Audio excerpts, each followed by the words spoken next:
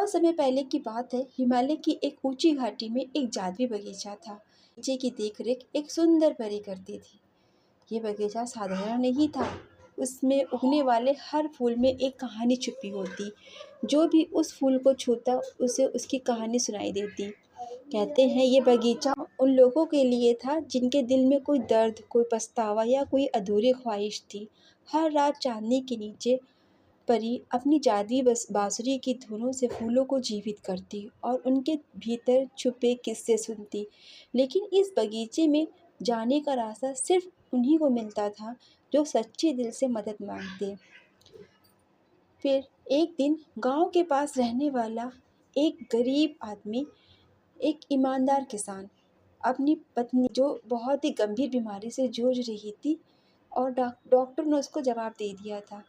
एक रात निराश और थका हुआ अपनी छत पर बैठा चांद को देख रहा था।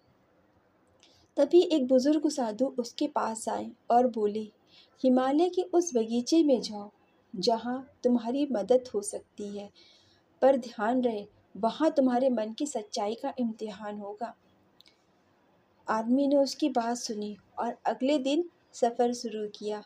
पहाड़ों की ऊंचाइयों, जंगलों, बर्फीले रास्ते को पार करते हुए वह बगीचे तक पहुंचा। वहां उसे वो परी मिली।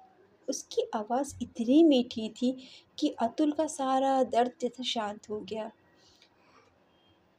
इस बगीचे में हर फूल एक सीख देता है, परी ने उससे कहा, लेकिन जो फूल तुम्हारे मन की सबसे गहरी ख्वाहिश को पहचान लेगा वही तुम्हें जवाब देगा।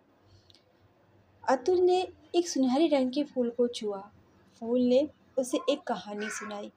कभी कभी सच्चे प्रेम और बलिदान से ही चमत्कार होते हैं। एक राजा ने अपनी प्रजा की भलाई के लिए अपनी सबसे प्यारी चीज़ त्याग दी और उसी त्याग ने उसे अमर कर दिया। आदमी समझ गया कि कहानी ये सिखा रही है कि सच्चा प्रेम केवल अपने प्रियजनों के लिए त्याग करने से साबित होता है। तभी परी ने उससे कहा, मुझे तभी परी ने कहा, क्या तुमने इसकी कहानी सुनी और क्या सीखा? उसकी बात को सुनते हुए उस आदमी ने फिर से परी से कहा, मुझे मेरी पत्नी के लिए जीवन दान चाहिए। मैं इसके लिए सब कुछ छोड़ने को तैयार हूँ। परी मुस्कुराई और बोली, तुम्हारी सच्चाई ने तुम्हारे भाग को बदल दिया। जाओ, तुम्हारी पत्नी अब पूरी तरह ठीक हो जाएगी। वो आदमी गांव की तरफ लौट कर आया। देखा उसकी पत्नी उसका इंतज़ार कर रही है। बगीचे का असली जादू ना फूलों में था, ना कहानियों में, बल्कि इंसान की अपनी सच्चाई और निस्वार्थ प्रेम में था। इस कहानी ने पूरे गांव को सिखाया कि सच्चा प्रेम और बलिदान कभी खराब नहीं जाता, कभी व्यर्थ नहीं जाते।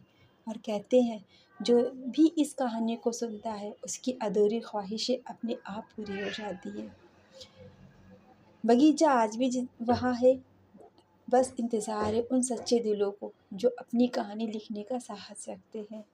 उम्मीद करती हूँ आपको कहानी पसंद आई होगी। अगर आई है तो प्लीज़ इसको लाइक और चैनल को सब्सक्राइब करना ना भूलें। मिलते हैं आपसे एक नई कहानी में।